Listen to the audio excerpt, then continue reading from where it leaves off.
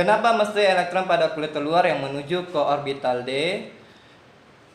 Kenapa nggak elektron pada orbital D saja yang berpindah?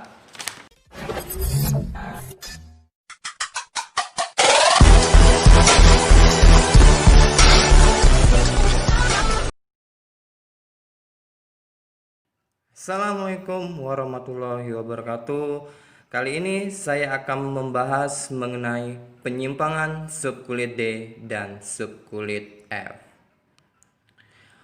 Untuk menentukan posisi elektron dalam orbital, maka digunakan konfigurasi elektron berdasarkan subkulit. Namun, dalam teori tidak selamanya benar dalam penulisan konfigurasi tersebut. Pada konfigurasi elektron, khususnya pada orbital D dan F, terdapat beberapa penyimpangan. Hal ini terjadi karena eksperimen menunjukkan hasil yang berbeda dibandingkan dengan teoritis. Yang pertama akan saya bahas mengenai penyimpangan pada subkulit D.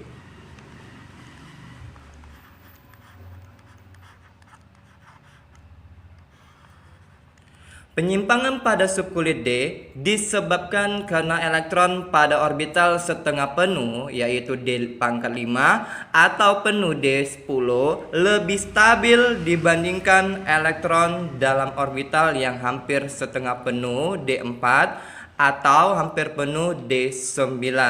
Dengan demikian, jika konfigurasi elektron berakhir pada D4 atau D9, maka satu atau semua elektron yang berada di kulit terluar, yaitu orbital S, yang berada pada tingkat energi yang akan menuju ke energi yang lebih tinggi, yaitu subkulit D.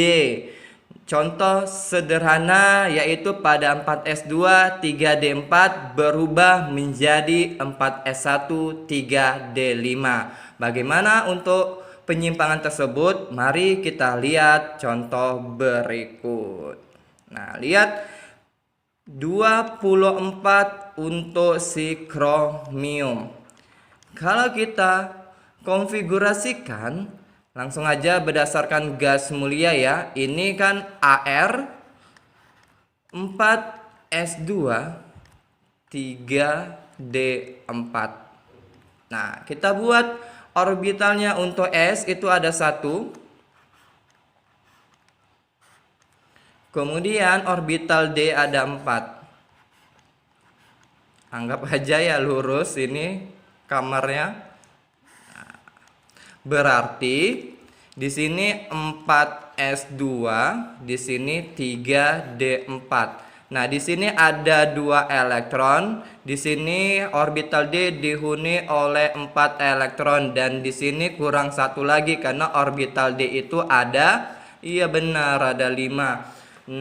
Lihat pada orbital D ini, nah ini dia menyalahi untuk aturan teoritis. Kalau aturan teoritis seharusnya 4S2 3D4. Dalam prakteknya ini tidak stabil pada subkulit D. Supaya dia stabil, elektronnya di sini harus hampir penuh, berarti harus 5 elektron. Bagaimana supaya dia 5 elektron? 1 elektron yang berada pada kulit terluar ini akan menuju ke energi yang lebih tinggi lagi. Nah, berarti dia ke orbital D-nya ini 1 elektron. Maka ini akan menjadi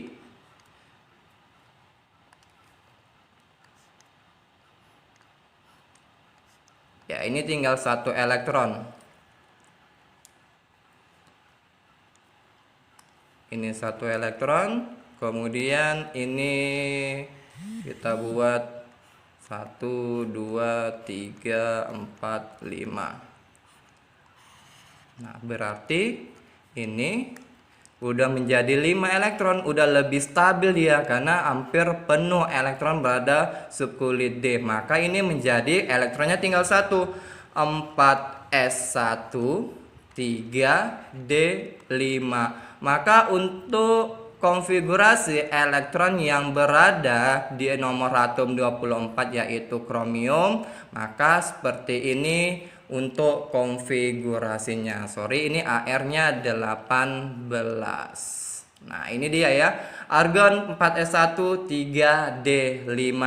Contoh lain yaitu si tembaga dengan nomor atom 29. Jika kita konfigurasikan, itu akan menjadi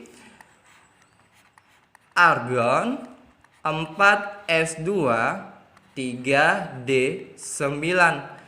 Nah, ini juga mengalami penyimpangan. Ini kan berdasarkan teoritis, tetapi dalam prakteknya ini bukan, ini salah. Berarti kita buat dulu orbital untuk si 4s2-nya. Berarti kan ada si S-nya ini ada satu orbital.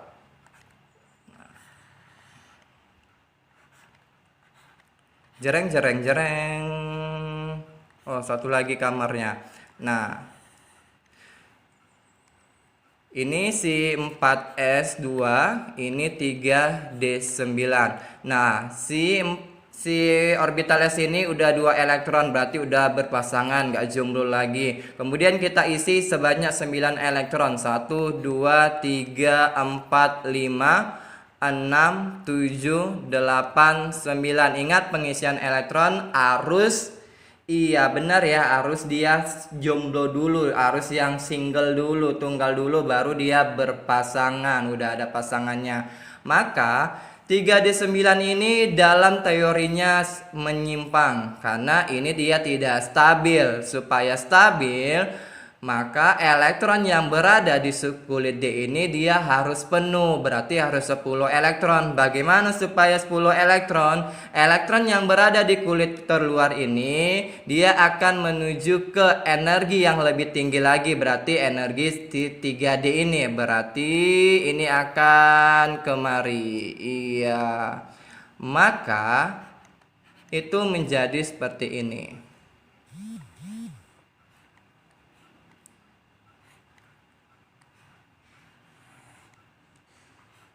2, 3, 4, 5, ya pas.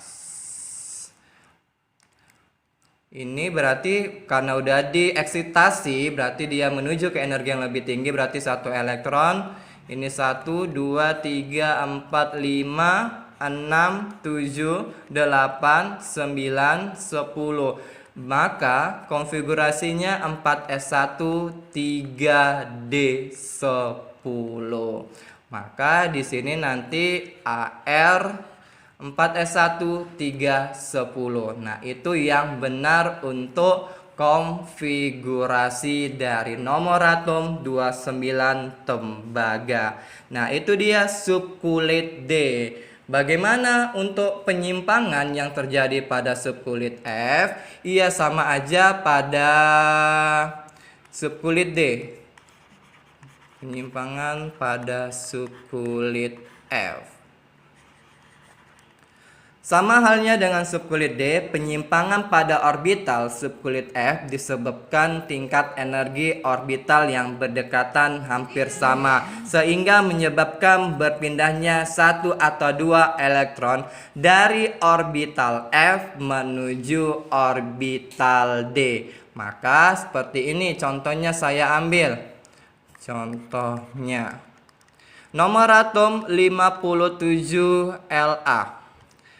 Kalau kita konfigurasi 57 itu mendekati si xenon. Xenon ini nomor atomnya 54. Xenon itu berada di kulit kelima, berarti setelah kulit kelima berarti 6s2 4f1. Nah, ini menyalahkan aturan juga. Nah, seharusnya teoritis kan setelah dia 6s2 dia langsung ke 4f1. Nah, ini menyalahkan aturan. Seharusnya dia menjadi, saya buat dulu ya orbital F-nya, karena dia menuju ke energi yang lebih tinggi. Energi yang lebih tinggi berarti si D-nya. Berarti saya buat nih. Di sini 6s2 4f1. Banyak ya saya bikin orbitalnya berarti. Ini dia orbital untuk S. Orbital F ada berapa teman-teman? Iya, ada 7. 1, 2, 3, 4, 5, 6, 7. Ya ampun, coba lewat. Oke, kita lanjut.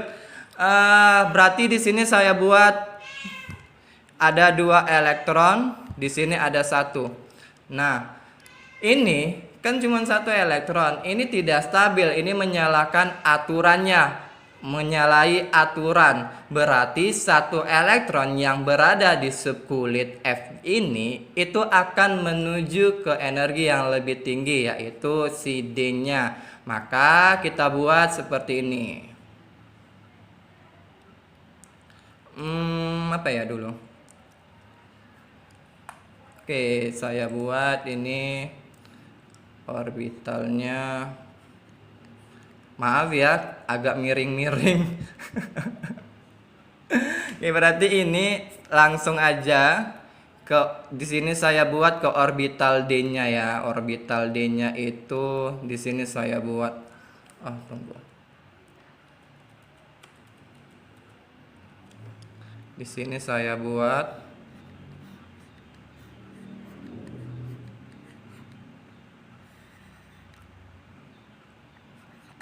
ini 5D karena setelah 4F itu 5D. Maka ini dia akan tereksitasi menuju kemari.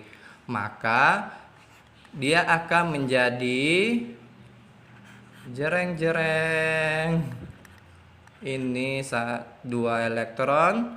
Kemudian kita buat di sini 2, 3, 4, 5. Maka disinilah elektron si D-nya yang dieksitasi dari subkulit 4F ini.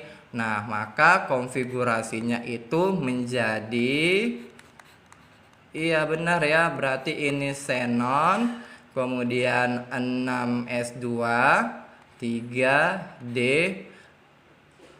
kok 3D, 5D1. Nah, ini kalau dia berdasarkan berdasarkan energi. Kalau dia berdasarkan dari kulit, kalau kalian lihat dalam SPU, kulit itu dimulai dari 5D1, kemudian 6S2. Bisa pakai ini, bisa pakai ini. Kalau dia atas itu kan berdasarkan energi, kalau dia bawah itu berdasarkan kulitnya. Berarti kulit terendah ke kulit terluar. Nah, begitulah kira-kira penyimpangan yang terjadi pada subkulit D dan subkulit F. Sampai di sini pembahasan singkat dari saya. Semoga bermanfaat dan saya ucapkan terima kasih. Dan ngecek suaranya.